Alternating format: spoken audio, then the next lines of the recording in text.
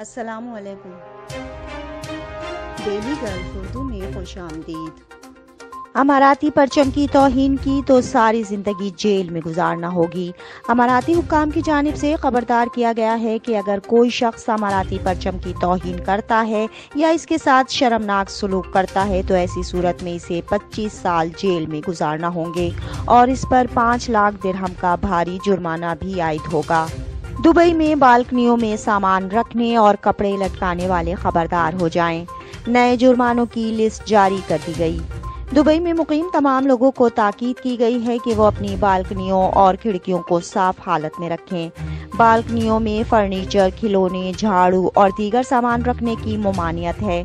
اس خلاف ورزی میں ملوث افراد کو نوٹسز جاری کرنے کے بعد جرمانے کیے جائیں گے۔ دبئی میں بہت سے افراد کو ماسک نہ پہننے کی رعایت مل گئی۔ خصوصی پرمٹ جاری ہوں گے۔ دبئی ہیلتھ اتھارٹی DHA نے دبئی پولیس کے ساتھ پارٹنرشپ کے تحت اعلان کیا ہے کہ جن افراد کو خاص طبی مسائل کا سامنا ہے وہ ماسک سے استثناء حاصل کرنے کی خاطر پرمٹ کے لیے اپلائی کر سکتے ہیں۔ امارات میں درجنوں افراد کو جعلی ویزوں سے لوٹنے والا گرفتار۔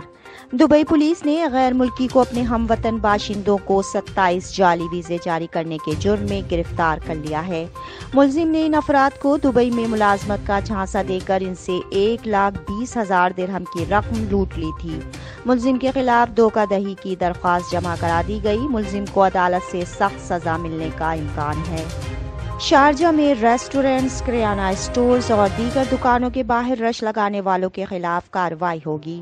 شارجہ میونسپلٹی نے خبردار کیا ہے کہ جو ڈرائیورز اپنے آرڈرز کے انتظار میں کریانہ اور سپر اسٹورز، ریسٹورنٹس اور دیگر دکانوں کے باہر سڑک کے بیچ میں گاڑیاں کھڑی کر کے ٹریفک بلاک کرنے کا باعث بنیں گے، ان کے خلاف سخت کارروائی کی جائے گی۔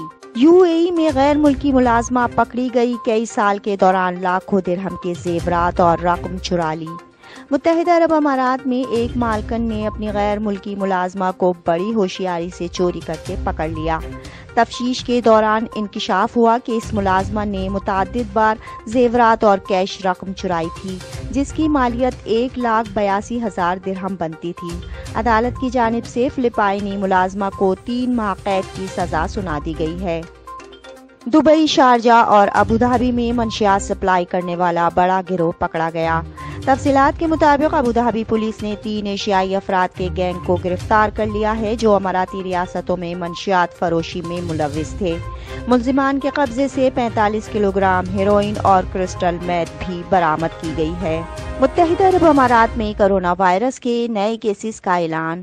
متحدہ عرب امارات میں 10 نومبر بروز منگل کرونا وائرس کے 1096 نئے کیسز ریکارڈ، جبکہ امارات کی وزارت صحت کی جانب سے جاری اعداد و شمار کے مطابق متاثرین کی مجموعی تعداد 1,44,385 تک جا پہنچی ہے۔